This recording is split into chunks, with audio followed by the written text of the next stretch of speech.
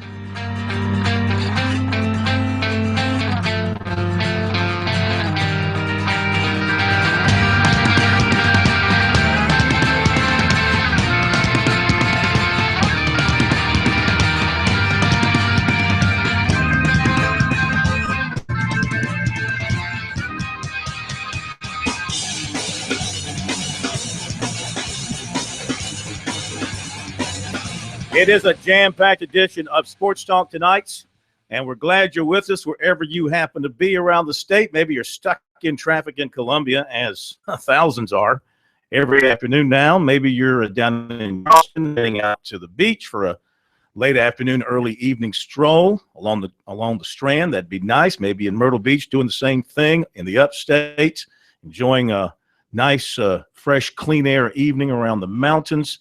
Glad to have you with us here on Sports Talk. Let's get right into things because it's a busy night. As I mentioned, we're going to jumpstart things with the announcement here of the 5 finalists for Mr. Football in South Carolina for 2015. Our high school football report, a service of Farm Bureau Insurance.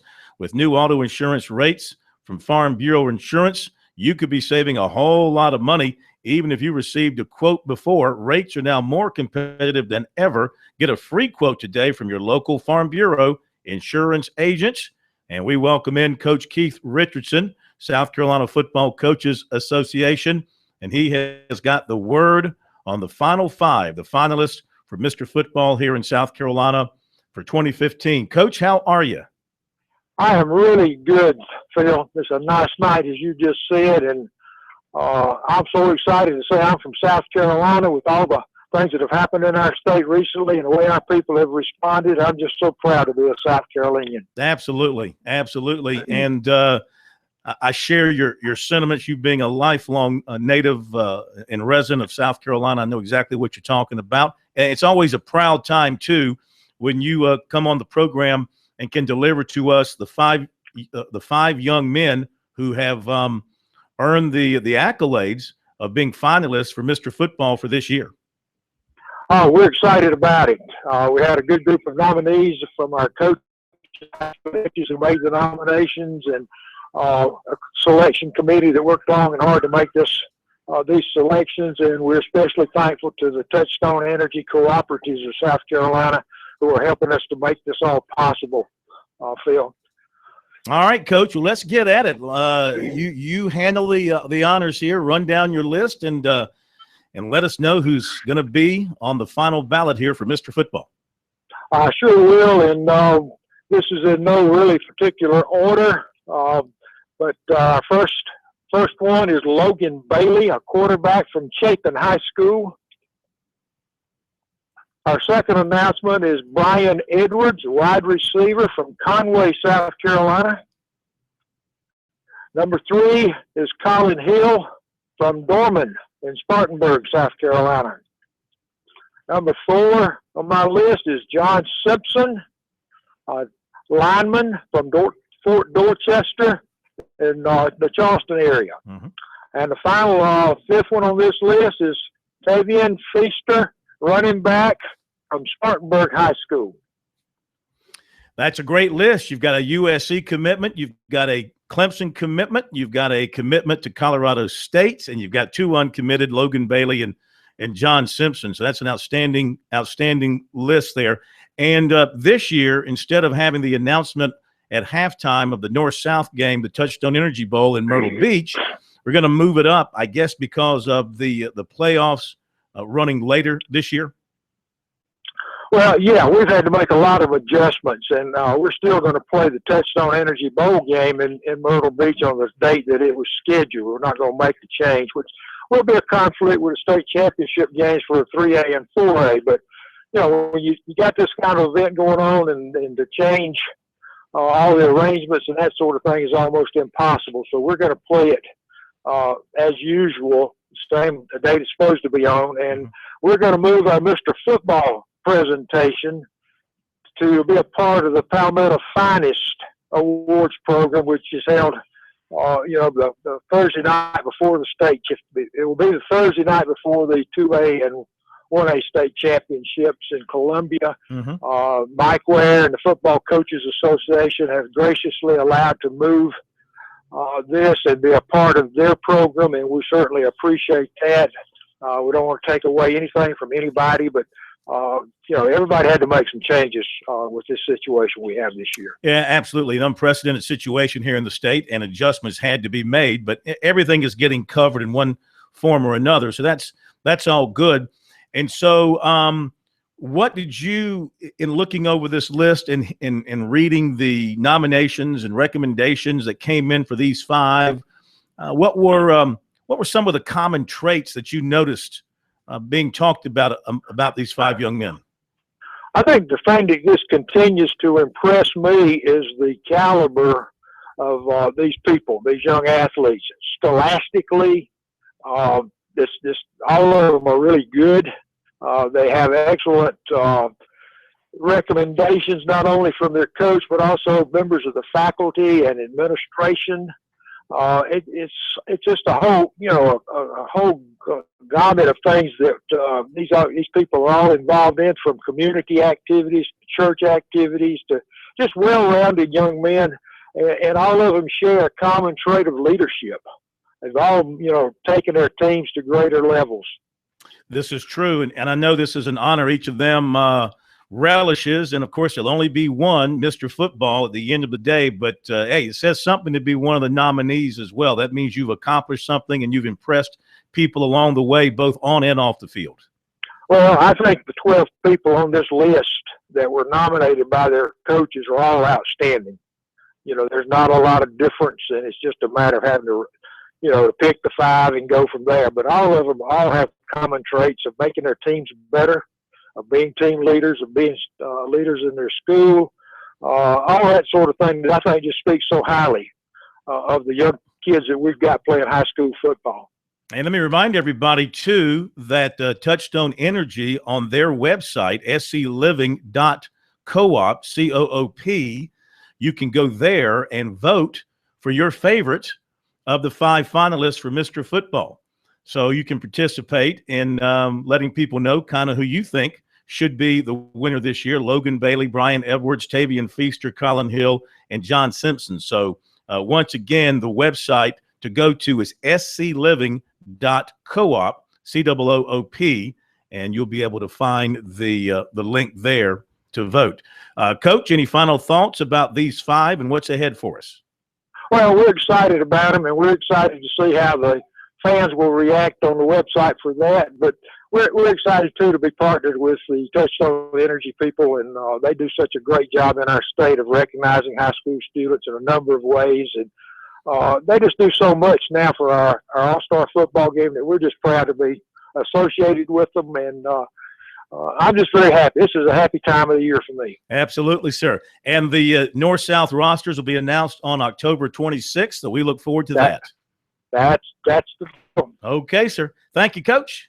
Yes, sir. Thank you. Thank you very much, Coach Keith Richardson, longtime coach in our state, and appreciated his comments about what he had to say about the state of South Carolina and the way things have been handled here in our state through the many things that have happened here in South Carolina over the past 4 or 5 months. But glad we could share the good news of these five finalists for Mr. Football. Again, Logan Bailey, who's just having a fantastic year at Chapin. Brian Edwards, who is living up to his reputation as one of the top receivers in the country. Tavian Feaster as well, receiving and running.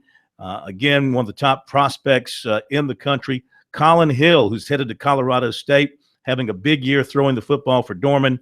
And John Simpson, just a man on that offensive line at North Charleston, a team that's undefeated, ranked number 2 in the state and averaging right around 40 points per game, largely because of what he does on that offensive line. I think my vote is Feaster. I just think he looks like the kind of guy. Well, go to the website and let your vote be heard. Now, well, you don't actually have a vote. Participate, yeah. You can't actually influence the decision. But and I'm not so certain what his best position in college is. He looks so great as a natural receiver. Yeah. He may just flank him out. Absolutely. I'm sure the Tiger offensive coaches will have a lot of fun deploying him over the next 3 or 4 years. Okay, Rich Taylor on 7th Woods coming up.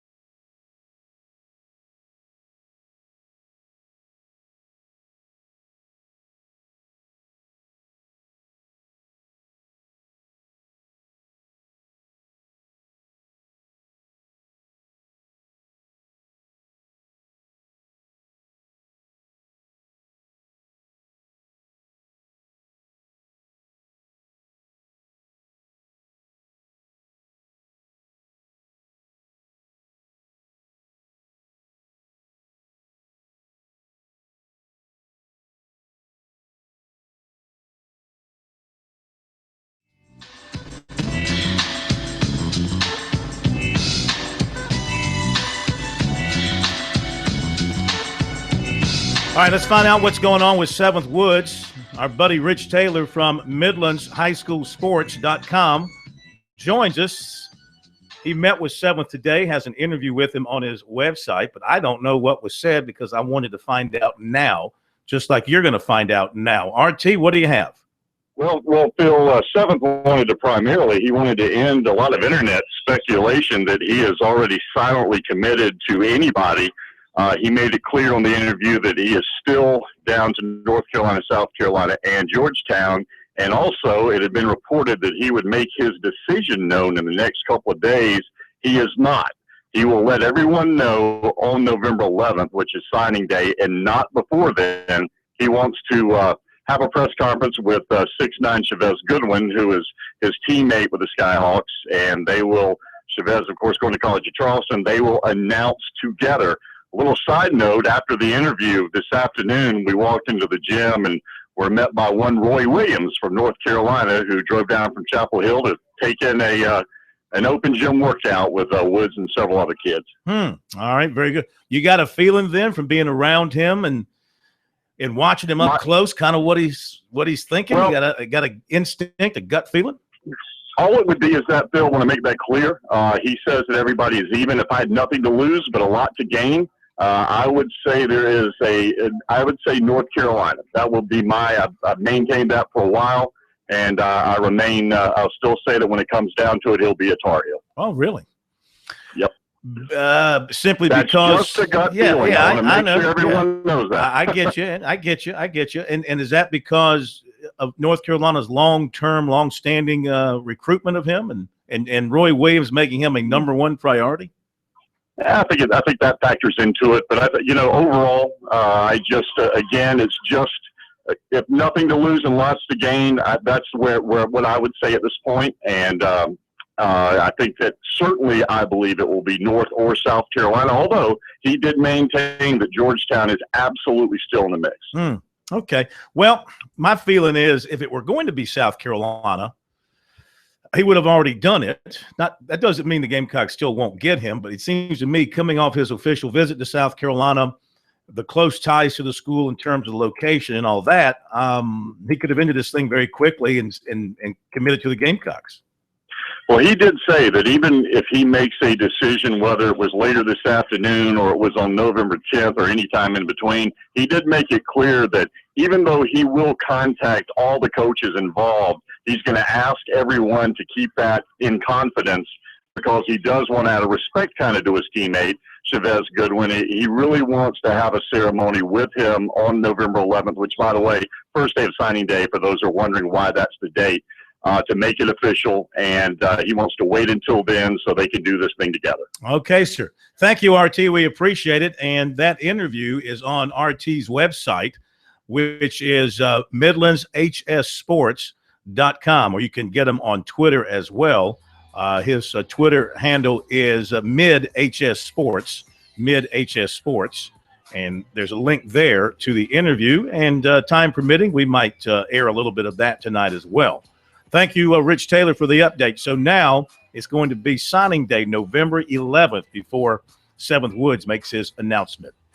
Okay, we have the coordinators coming up.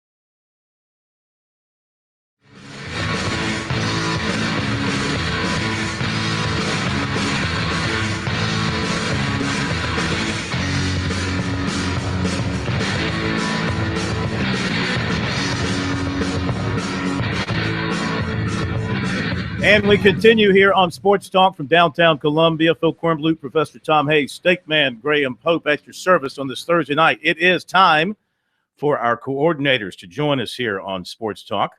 Of course, we're talking about two of the greatest former coaches. I don't throw the word great around lightly. Greatest former coaches in our state's history, Ellis Johnson and Chuck Reedy. Good to have them back with us once again. Let's begin with the obvious question. First of all, Chuck, are you a candidate for the head coaching job at South Carolina? No, I'm not, and of course you're exaggerating a little bit already. But no, I'm not a candidate for any coaching job. Ellis, I turn to you. I am a big-time candidate for any job right now. All right, very good. So we can say on the record that Ellis Johnson is interested in the head coaching job at South Carolina. No days past, but I definitely hope I'm coaching again, but not that sport or that position.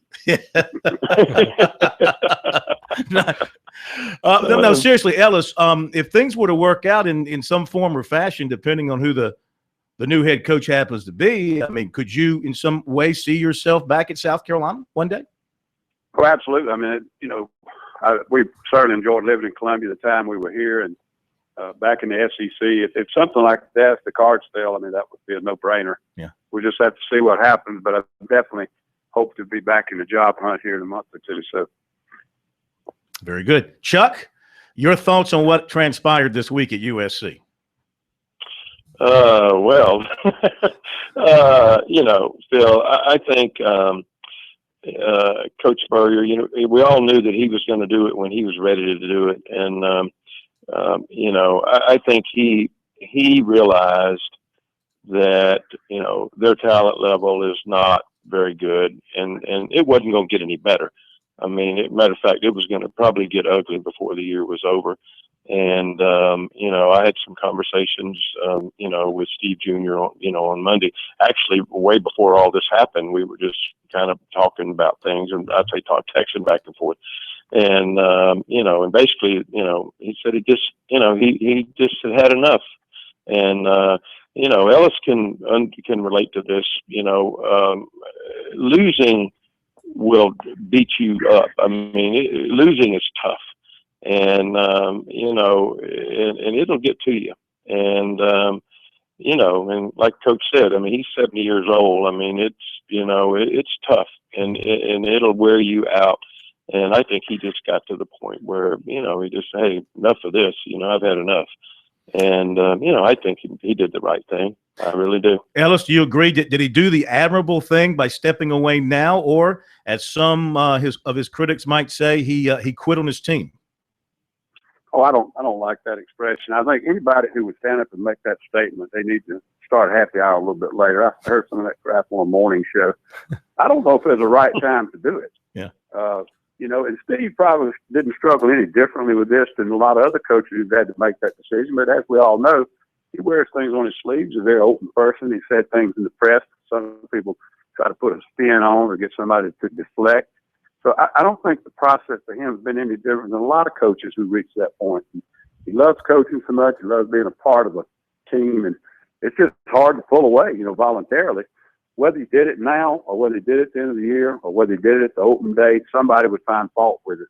I don't know if it was to try to help maybe the staff resurrect it and move forward, or if it was just he reached the point. So I don't think those comments, people who make those comments, if they're really Carolina fans, what I would do, suggest to them to do tonight is drop down on your knees and say a little prayer that the next guy that comes in that program is half the coach Steve Spurrier has been. Yeah, absolutely. I mean, he took the program to heights never before seen, and we'll wait and see if somebody can get it back to where he had it at that time when he was at his best.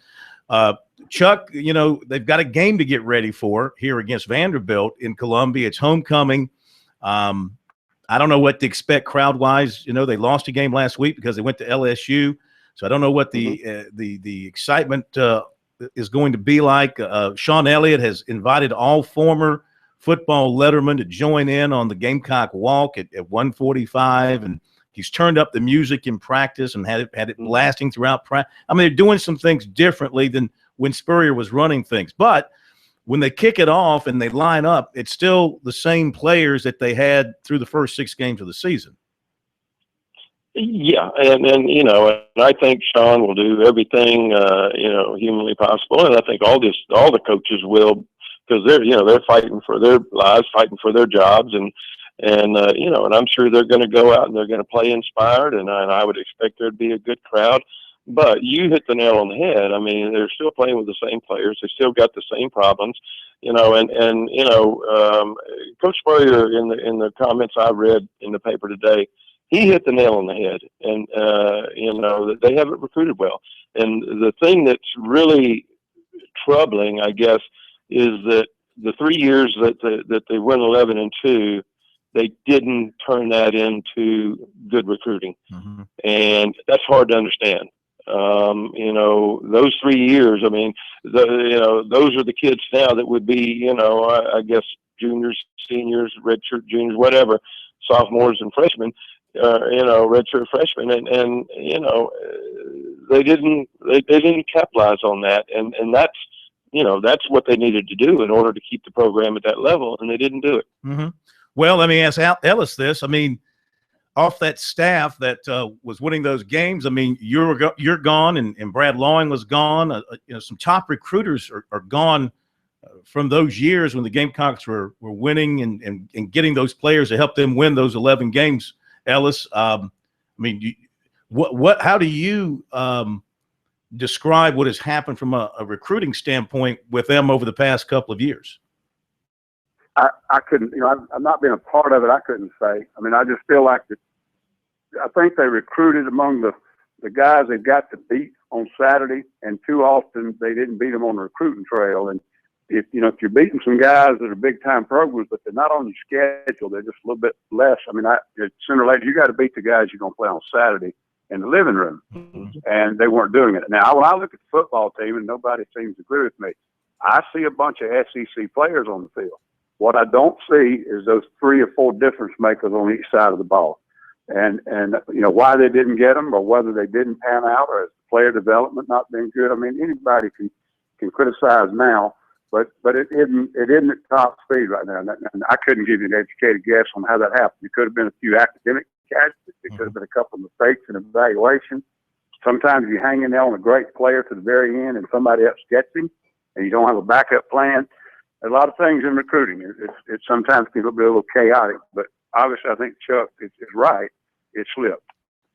Yeah, I wanted to ask Chuck about this because obviously psychology comes into coaching. And let's face it, when James Franklin was at Vanderbilt, none of his teams compared with the talent-wise of the teams he played, but nobody during that era wanted to play Vanderbilt because they gave you all they had. I say that to say this.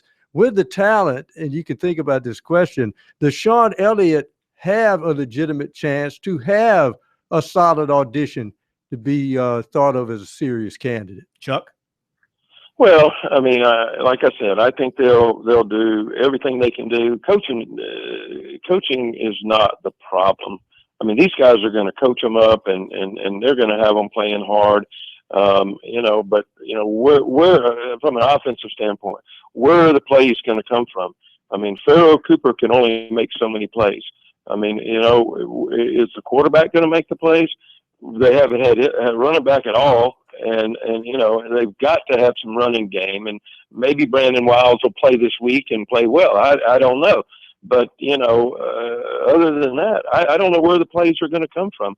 Ellis hit the nail on the head. I mean, they got one playmaker, on offense.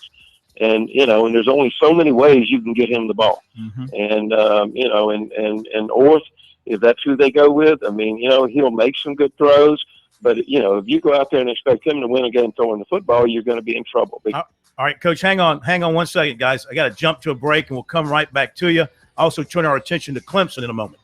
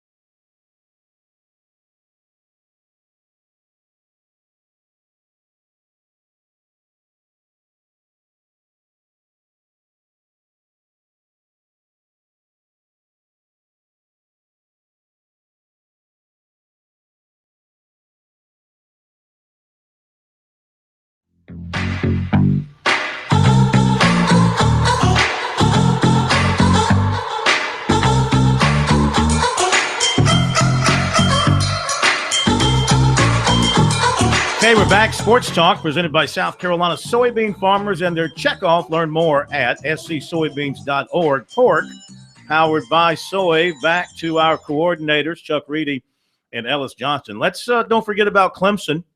They're still playing football up there, undefeated, ranked as high as number 5. Chuck, I see some stuff from some Clemson people, some fans kind of saying that this might be the greatest Clemson team of all time. Just wanted to get your thoughts on that.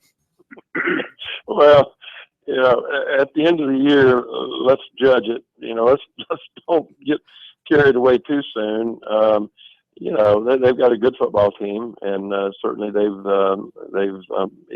got over some hurdles here, and they're going to be favored in every game, the rest of the way in the regular season, and if they make it to the championship game, they'll be favored in that game probably. Mm-hmm. So they've got a good chance to run the table and get in the playoffs, and but once you get there, it's a long ways away from winning it all. Mm-hmm. If you lined up your 81 team against these guys, how would you do? Well, you're asking somebody that would obviously is very prejudiced. We won every game that we played, and and we'll see what this team does. They'll have an opportunity to win all their games, and if they do, then they'll rank right up there with the 81 team. But until they do that, I think it's a little bit early to be talking about now, that. Coach would want to put the crown back in the middle of the field if they played in Tiger Stadium. So. Well, that's exactly right. Of course, there's no way you can compare, that team with this team. But that team, it speaks for itself what they did. And this is a very good football team. But we've got a long way to go in this season, and at the end of the year, we can look back and see how they compared. Ellis, looking at Clemson, the complete package now. We're at the halfway point, more or less, for them too. And do you see a top 4 team? Do you see a playoff contending team in the mix here for the Tigers? I don't feel any different than we talked about it last week. When I watch them, I kind of, I can't make that reach that they're one of the best 4 teams in the country. On the other hand, they've got the best schedule in front of them. And let's face it now, they lose their best wide out the first game, they bounce back, they answer. They go up on a short week on the road, Louisville, everybody's scared, they answer. They play Notre Dame in bad weather, just terrible conditions, all kind of hype surrounding the game, they answer. Then everybody said Georgia Texas trap game, they answered. The thing impresses me most about them is they've started every game just about fast, if you want to say that. They've been very, very well prepared, very well, I think, a good plan, and they've been confident. Anytime a team starts off a game really fast, to me it says they had a good plan, they had a good preparation, and they're confident. And that doesn't mean they're going to finish up, and win it, but it just says that they're on the right track. And I don't know who they can beat. This schedule looks like the one the Chapin Dolphins are going to play. I don't know who can beat them unless they don't play well. And that's not Clemson's fault that they've got that schedule, but they've got an easy road. Now, the only negative thing about that, if they lose the game down the stretch, they're done because the schedule is so weak. But you just got to give them credit, man. They have played extremely well, and they're playing with a lot of confidence. Mm-hmm. All right, let me do this little word game with you, Ellis. Smart, Muschamp, Chavis, Venables.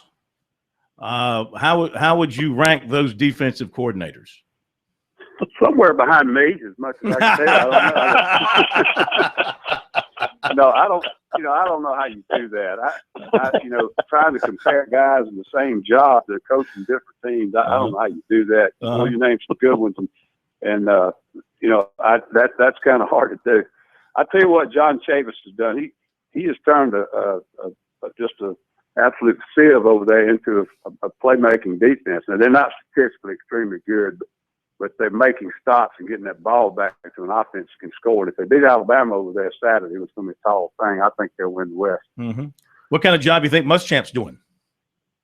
He's inherited some tough things, and that's what I told the man when I walked out the door. I said, I understand what you have to do, but you need to understand you hadn't fixed your problem. And I think maybe they realize it now. But It's a similar thing to South Carolina, although not that bad. It's not nearly as bad, but they're missing some key players right now. And they had the terrible misfortune of losing Carl Lawson, in the first game. We lost him in spring. And there's not another guy, unfortunately, on that front that can produce pass rush. But, Will's had his hands full, and I know exactly what he's dealing with. Guys, as always, we can't thank you enough, Chuck Reedy and Ellis Johnson. Chuck is not a candidate for USC. Ellis is a candidate for USC, Maryland, Minnesota, and anything else that happens to be coming open. And we thank them very much, and we'll be back.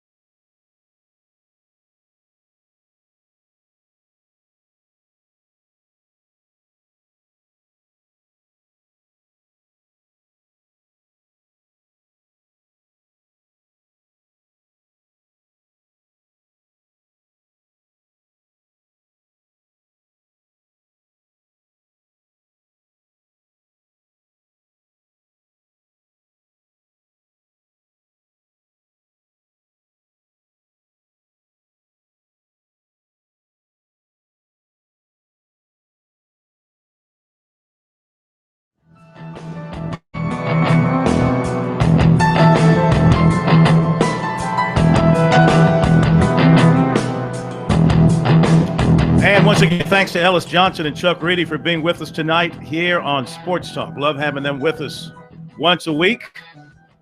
And, we can have a long-term arrangement with Chuck. He's not going to coach again. But Ellis, hopefully he'll use Sports Talk as a springboard to his next job, as Kevin Steele did, as David Bennett did, as Dave DeGuglielmo did. Yeah, we've had a bunch of them use us. And that's fine. Use us up and get on to your life's passion. Yeah, really. All right, recruiting now here on Sports Talk. First of all, defensive back Tony Butler from Lakewood, Ohio, had planned to make a commitment early this month, but as the season moved along, he decided to slow it down, and he's going to wait until after the season to make a decision. Still has 7 schools on the list: Clemson, Arizona State, Minnesota, Michigan, Syracuse, Rutgers, and West Virginia. By the way, I need to correct something. When I was joking about Ellis at the end of the segment looking for all these jobs, it's not Minnesota that's open, it's Illinois that's open. I erred there, so I want to make sure I clarify that. Anyway, back to Tony Butler. Those are the 7 schools he's still looking at. Clemson's in touch. Brent Venables has been talked to him last week. Right now, he plans on setting officials to Minnesota, Syracuse, and Arizona State. He's visited the other schools on his list unofficially, except for Michigan. He has been watching Clemson's defense on television as much as possible. Likes the way they're playing right now. He made an unofficial to Clemson in July, soon after decommitting from Pittsburgh. He said an official to Clemson is possible, but is waiting until after his season to sort out those visits. He does not claim a favorite. USC, of course, trying to hold their class together. One decommitment in P.J. Blue. Some other commitments less than 100%. One of those is defensive back J.J. Givens, Mechanicsville, Virginia.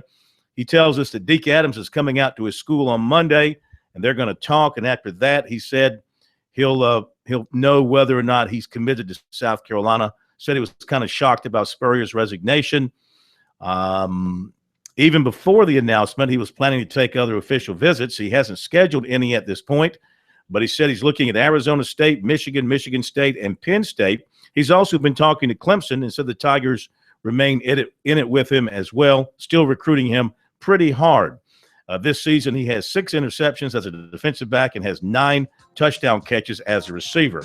Meantime, offensive lineman Lloyd Cushenberry of Geismar, Louisiana, USC commitment, says he remains committed at this point, but he's not absolutely firm. He said that he and his family are still talking about everything. He's going to keep his options open. Louisville is after USC running back commitment C.J. Freeman, according to a story, and he might visit there. 2017 tight end Logan Rudolph of Northwestern was offered by North Carolina. Clemson offered 2018 running back Devon Lawrence of Wake Forest, North Carolina. His brother, of course, is the defensive lineman Dexter Lawrence that Clemson is heavily involved with. And as Rich Taylor told us in the first half hour, Seventh Woods to announce on November 11th at a press conference at his school, still considering USC, North Carolina, and Georgetown with no visible favorite.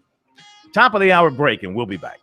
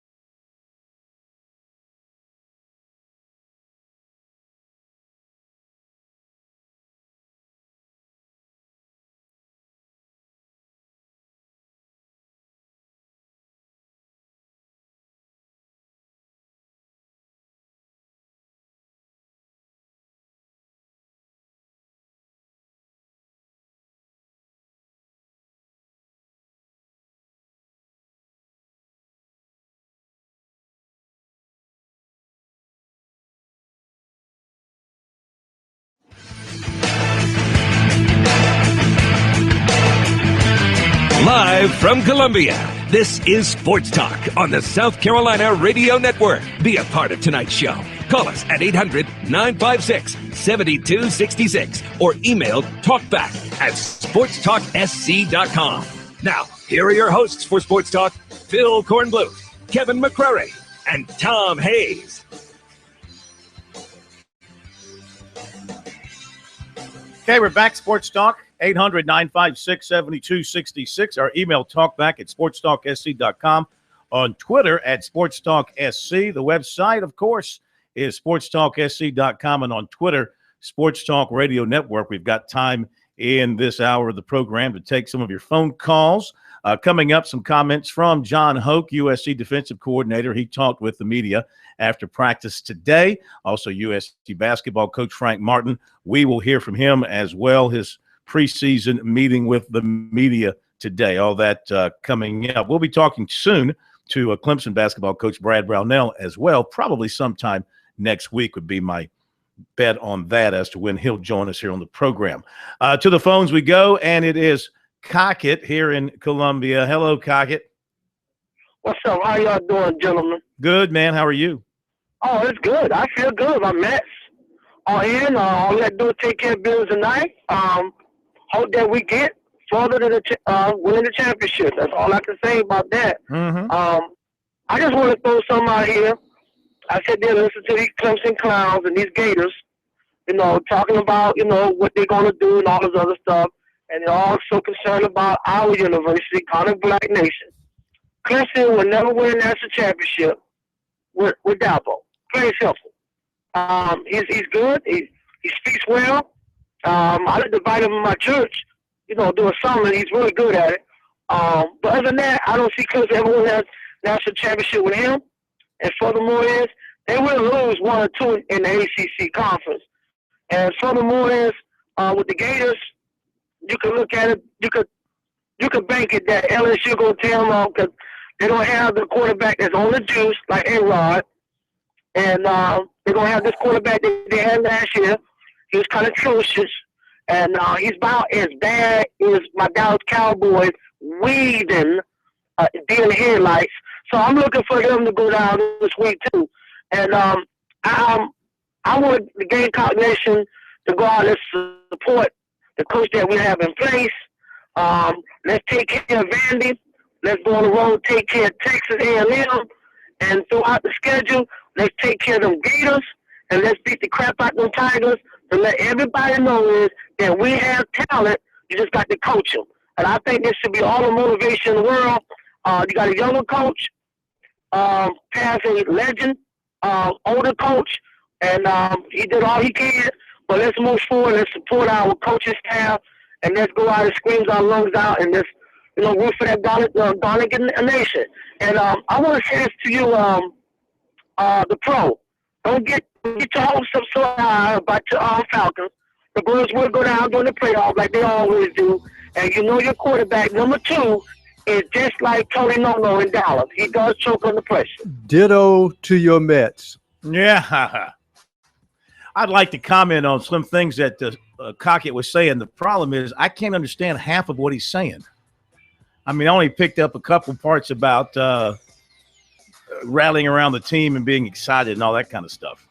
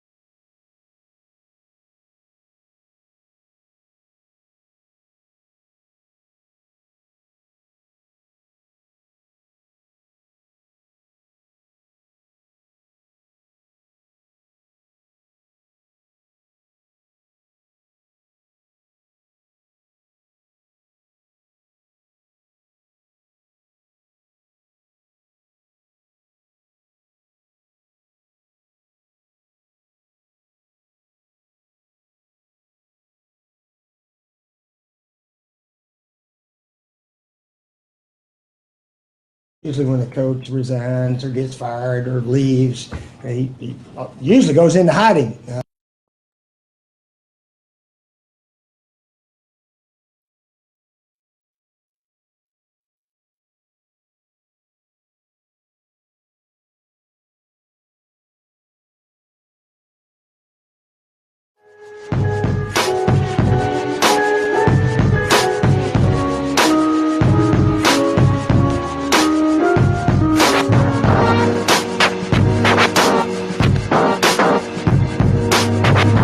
Auburn has taken the 7-0 lead on Kentucky in Lexington. Nice opening drive by the Tigers right down the field for the touchdown. Insects and diseases can be moved hundreds of miles in firewood and threaten our forests, favorite campsites, neighborhoods, state and national parks. Help protect the trees you love by purchasing firewood at or near where you burn it. For more information, visit don'tmovefirewood.org. 800-956-7266, a number here on Sports Talk if you'd like to join us tonight. A little while ago, after USC's practice wrapped up, defensive coordinator John Hoke came over to talk to the media about this week, getting ready for Vanderbilt and the way things have come together. He hopes for his defense. Coach, what have you seen from Vandy on film? They're a balanced football team. They run the ball.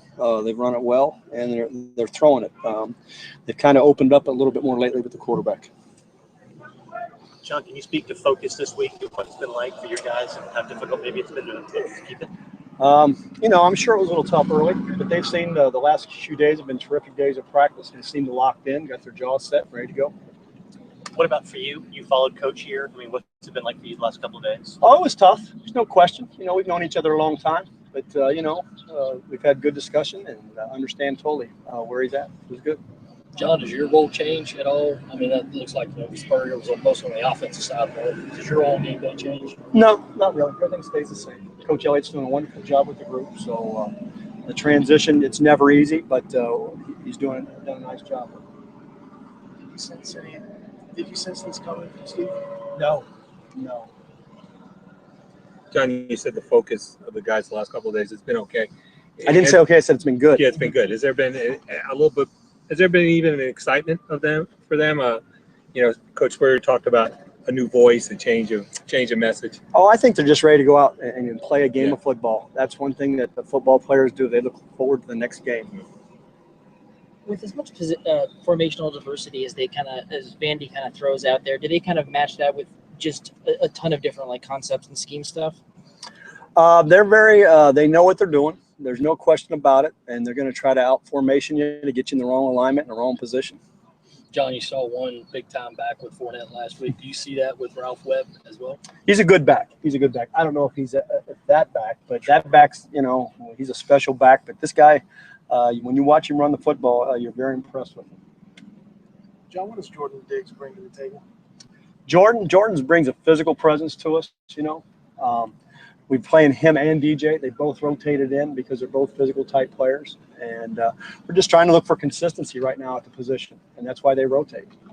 Who's going to start this week? We'll start Jordan, but they're going to have a rotation by series. And they know that. What does DJ need to do to kind of win that job? Be consistent. That's what we're looking from both of them. John, is Schmidt Blackshear out here on scout team or anywhere else? Shamik today, he might have had an academic situation he was dealing with today. I know that. John, what have you seen from Chris Lamont since he's been back from his injury? Chris is moving well. Expect him to play some. He was a little rusty early, but it looks like he's back. Are you still going to go with Allen? Yeah, but they're still going to. We're going to have we'll have a rotation back there. Again, looking for consistency. Could Rashad get in the mix there too at corner? Oh, always. He's played quite a few snaps this year for us, so he's always involved. Yes. All right, USC co-defensive coordinator John Hoke after practice. Lorenzo Nunez was in yellow today in practice, so in all likelihood, he is not going to play against Vanderbilt. And let's see, what else did I want to tell you as far as notes go from USC's practice today? Deebo Samuel is coming along slowly. Could be back from his hamstring injury following the bye week, so don't look for him to be available Saturday. Brandon Wilds, Sean Elliott said, is fine and ready to play this weekend against Vanderbilt. Now, the state newspaper, Josh Kendall, had a chance to meet with Spurrier yesterday in his office. He wrote a exclusive piece today in the state paper. And there was also video, audio as part of their gathering in his office. So we've got a little bit of the interview between Josh Kendall and Steve Spurrier. This was in the state newspaper, GoGamecocks.com. And he asked, Spurrier about his plans after deciding to step down as USC's coach. Would he be staying around or would he be, going other places, making himself scarce? And Spurrier basically said he's not going to be hard to find. Usually when a coach resigns or gets fired or leaves, he usually goes into hiding. But I'm not going into hiding. And I think most people truly understand that this is best for South Carolina. I think they do. I know I'm convinced it's the best. So Sean's happy in his office down below. They're happy in their locker over near the dressing room. So I'm sort of coming and going a little bit, trying to tidy up things, and I don't have to move all this stuff out for maybe 5 or 6 weeks. Right. So it's different. Yeah, it's different right now. Here's something sort of interesting. Randy Edsel got fired at Maryland, and he was 2-4. Well, we're 2-4. So, I could have got fired. Yeah. And but since we'd won a bunch in the past, the AD wasn't going to fire me, I guess. So anyway, I sort of fired myself. That's one way to look at it. I don't think I've done a very good job this year. I really don't. For whatever reason, I just don't think I've done as well maybe as I could have. I am the oldest coach ever to be a head coach in football in the SEC. Did you know that? No coach has ever been 70 years old. Hopefully I don't act 70 or talk or look like it, but I am. And it's hard on recruiting. You can't be 70 years old and go 4-8, 5-7. It doesn't work out. So we need a hustler, a guy with fire and passion, guy's going to out recruit Dabo and Mark Rick and Larry Fedora and all those guys. He's anxious to go out recruit them, and certainly that's a young, energetic coach. Maybe a coach that has not been a head coach. Maybe a guy that's anxious to make his mark. So Sean's he's got a shot at it. You had plenty of fire 2 years ago, last year. Mm-hmm. Does it just eventually? Well, I think it's obvious our talent's not quite as good as it was, and that's my fault. We haven't recruited this maybe quite as well. We thought we had, but it hasn't played out. So I'm responsible. When you told Jerry, what was her reaction? Oh, she didn't like it. She hadn't liked it. She wants me to be head coach forever, I think. Right. Now, she loves going out there hugging all the players at practice. She can't stand the thought that I can't go hug all the guys. She actually can still do it. I'm sure they'll give her a hug. And I'm going to encourage her to go out there a little bit, so forth. Yeah. Steve Jr. and Scotty, obviously, they're more than just coaches for you. How big a deal was that part of it for you? And has that been? I didn't even hardly talk to them about it. But I was interesting. I told Jerry, I said, well, our two boys are on their own now. They're flat out on their own, and they need to be, and they're ready for this. They're both prepared for it. So they knew this day was coming.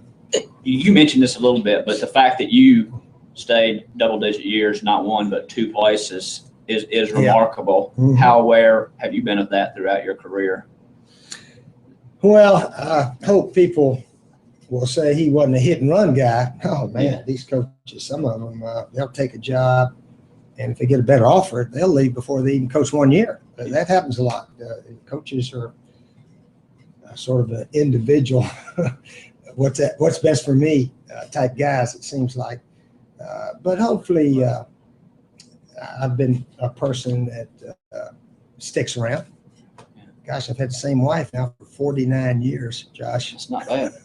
So I guess I'm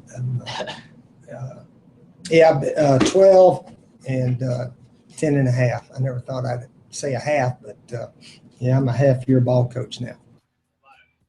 Good stuff. Good stuff. Josh Kendall, Steve Spurrier. If you hadn't seen the video or read the story, it's GoGamecocks.com, thestate.com, state newspaper. You can find it all there. Sean Elliott doing his first radio show tonight, and his first caller, of course, was Steve Spurrier, who was calling in from the Cardinal Newman JV football game where his grandson's a quarterback.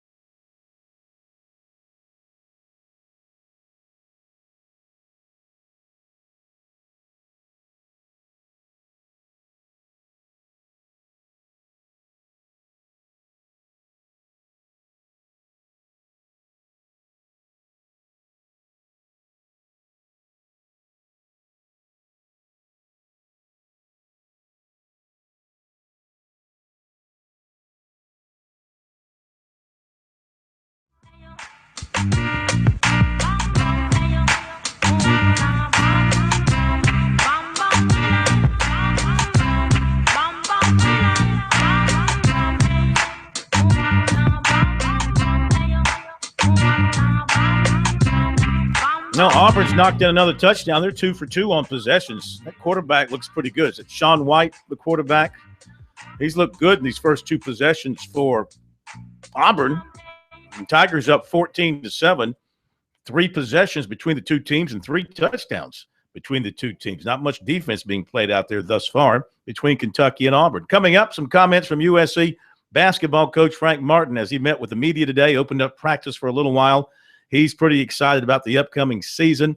The Gamecocks have about 80% of their scoring from last year returning, about 75% of their rebounding returning, an influx of 7 newcomers to the team, a healthy Sindarius Thornwell. T. Marcus Blanton is getting healthier. He's still not able to play basketball yet, but he's able to run a little bit, and he's getting healthier off the hip issue that he had. Carrera is back as a senior, should provide some senior leadership. Hakavicius, Cashinus, those are the older guys.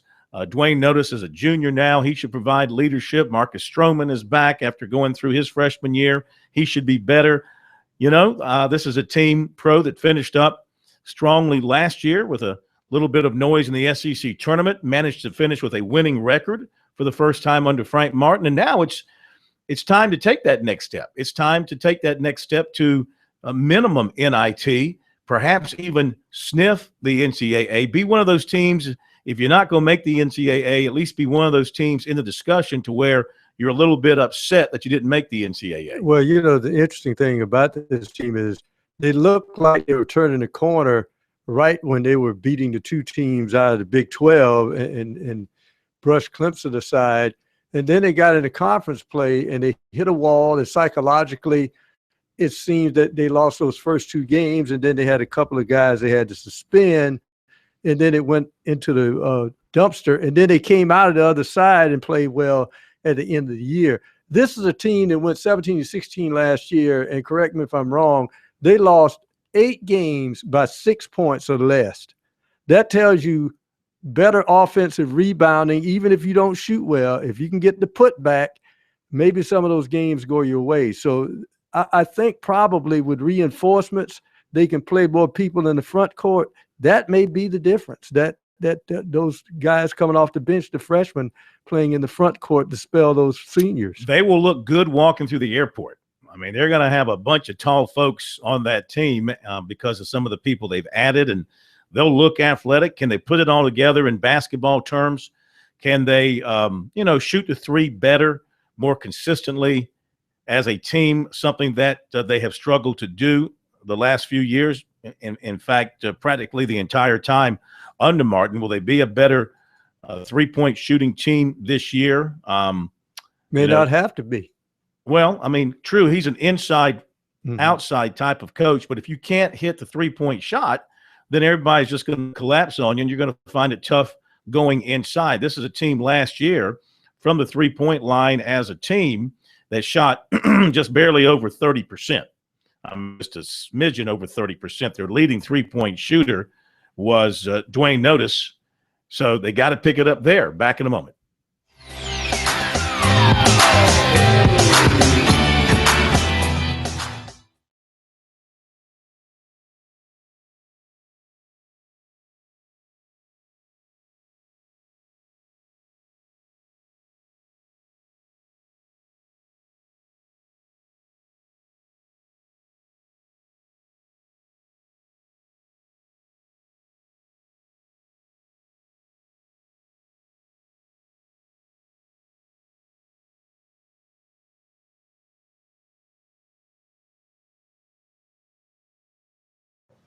Oh.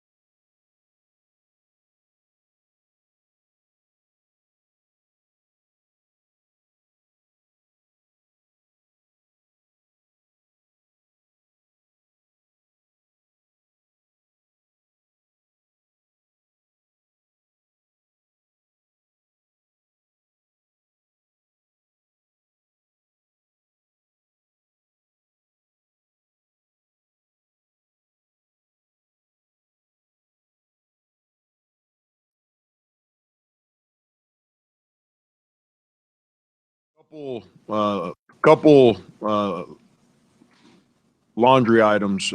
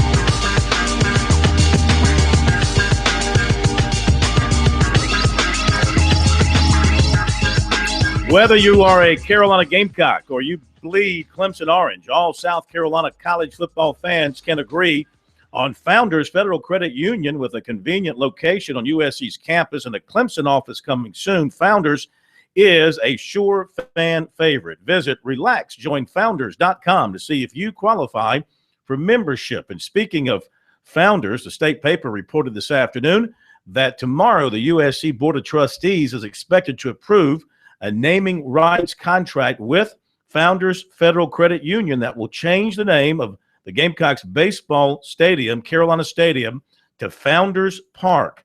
The deal is worth $4.5 million over 10 years, according to a source with knowledge of the proposal. So the baseball park at USC will now be known as Founders Park. And that is a terrific company to be associated with. I've had the pleasure of visiting their headquarters in Lancaster. It's a beautiful building, and they have great people working for them. They do a tremendous job in their line of work, and I know South Carolina is finally happy to have a name on that beautiful baseball park. It'll now be known as Founders Park. Meantime, the Colonial Life Arena will be coming to life soon. South Carolina opening its basketball season in November with an exhibition game against Allen.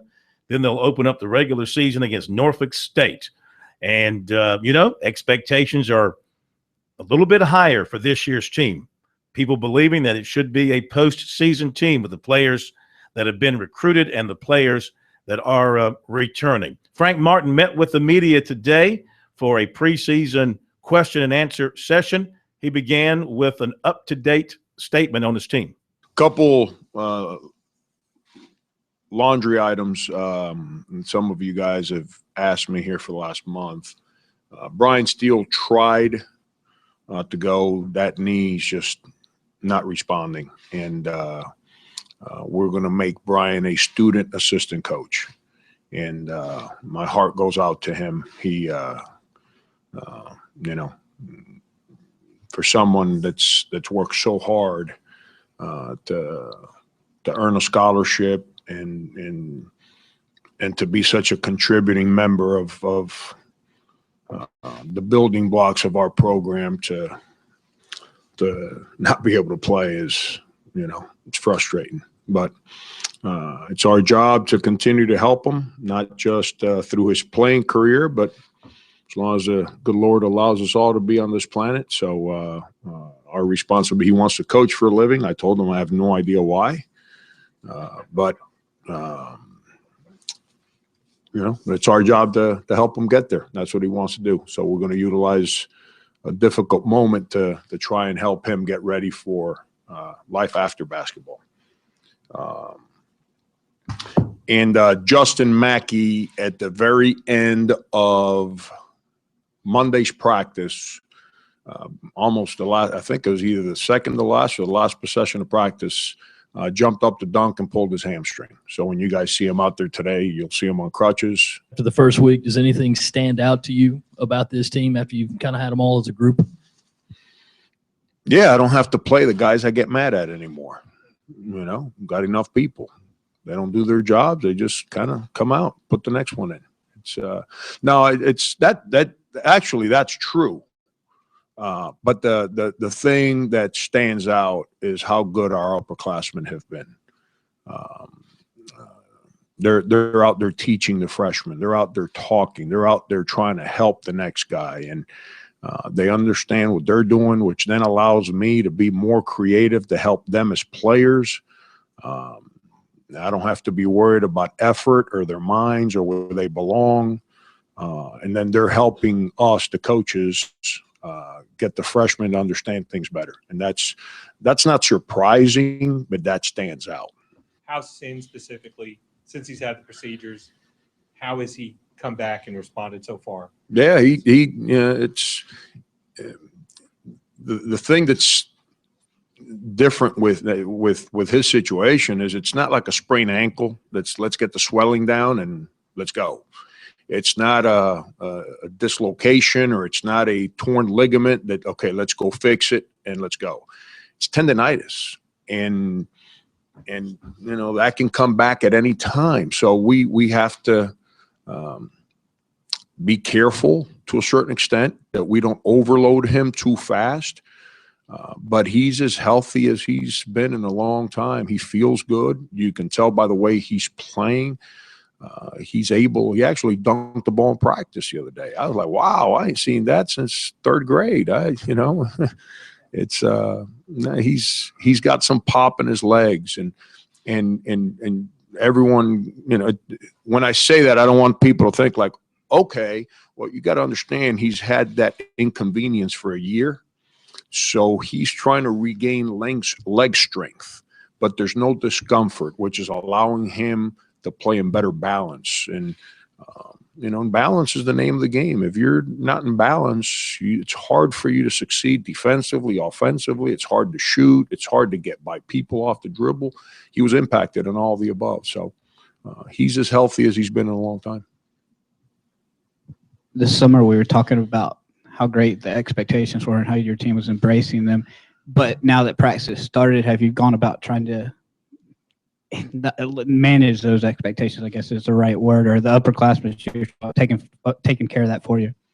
Yeah, Brian, we create our expectations. We don't, I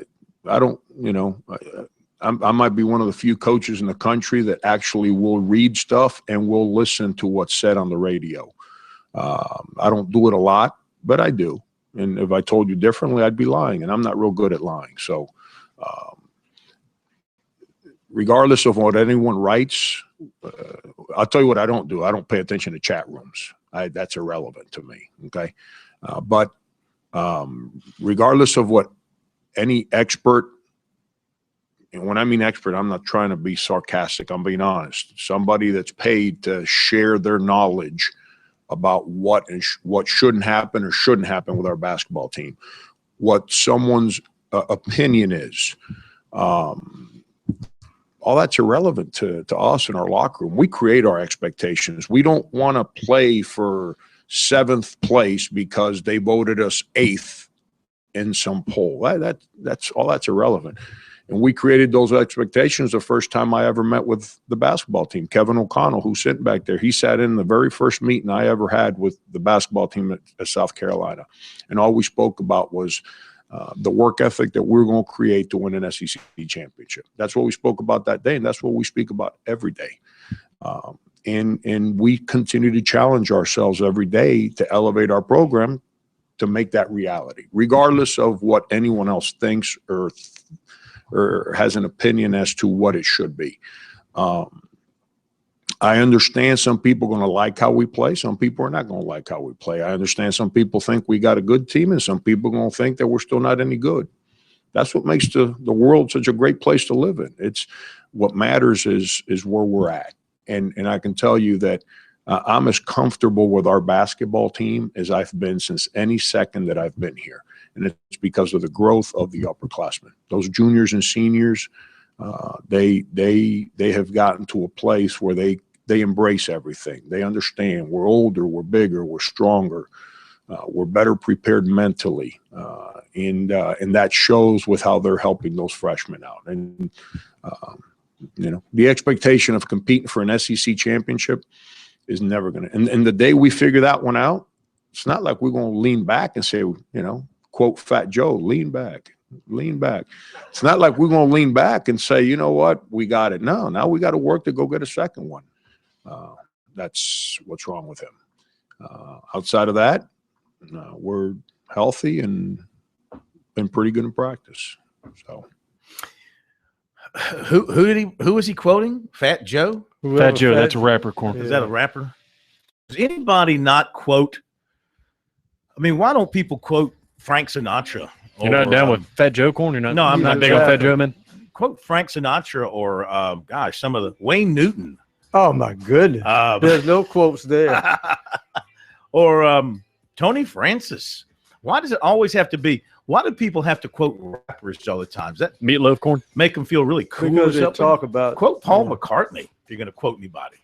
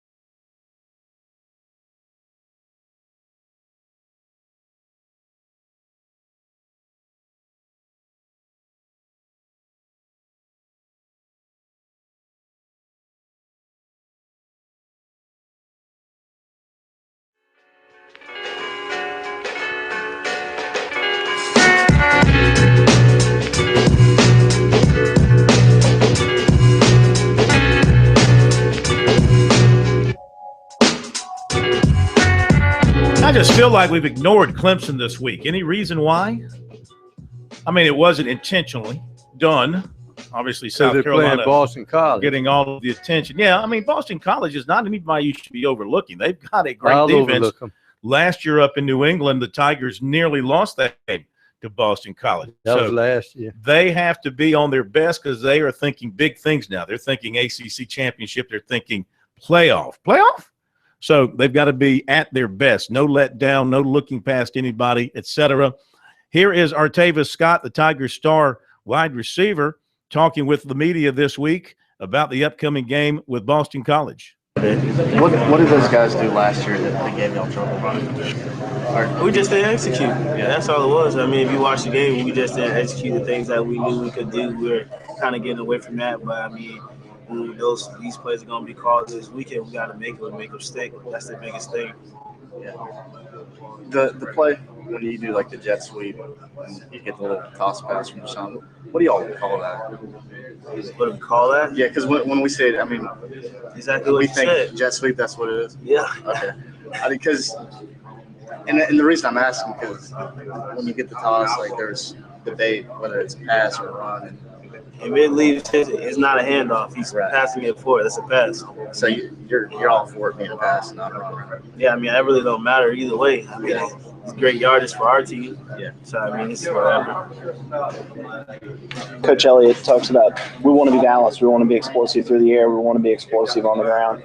Saturday, was that more a glimpse of what this offense can be like rather than those first 4 games? Oh, definitely. I mean, we ain't in a rush to do anything. I mean, we're going to take what the defense gives us. If that's what they're going to take, we're just going to take what they give us each and every game. So if it's more running, if it's more passing, it's what it's going to be. I mean, there's no big deal. We just go out there. We just want to win at the end of the day.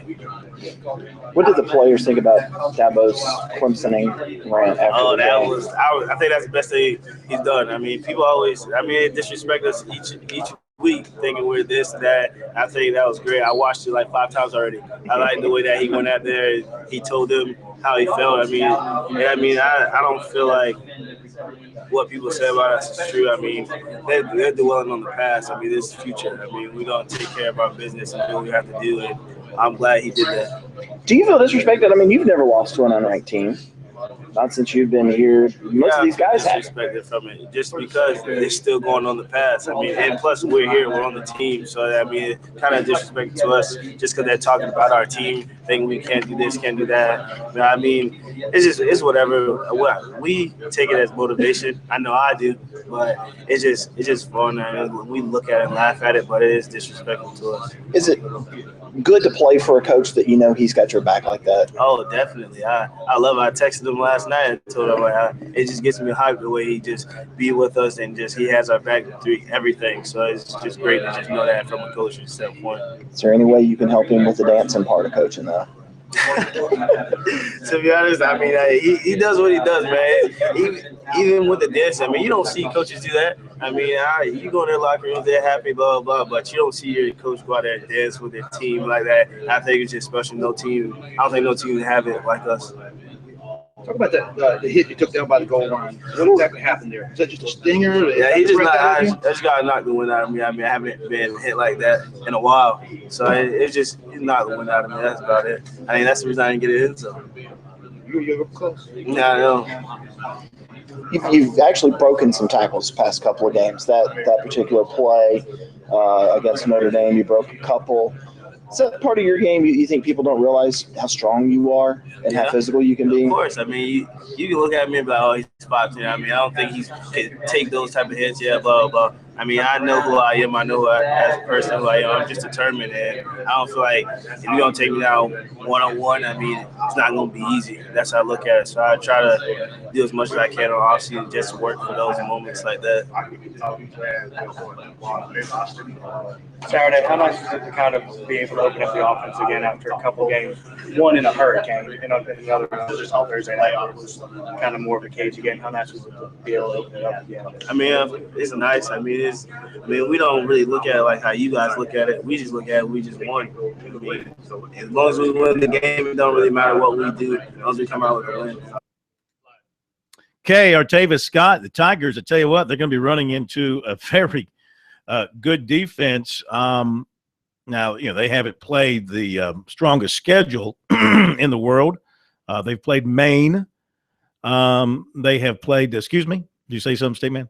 Yeah, you're mumbling in the background. Let's see here. They have played, find their schedule here. UMass. They have played Maine. God, where is the schedule? I just had it here. There's so much junk in their notes here. They've played Maine for the third time. Who is it? They got the emblems of the schools and not the names of the schools. UMass. Played Florida State to a 14-0 game. Mm-hmm. Really good defense and a subpar offense.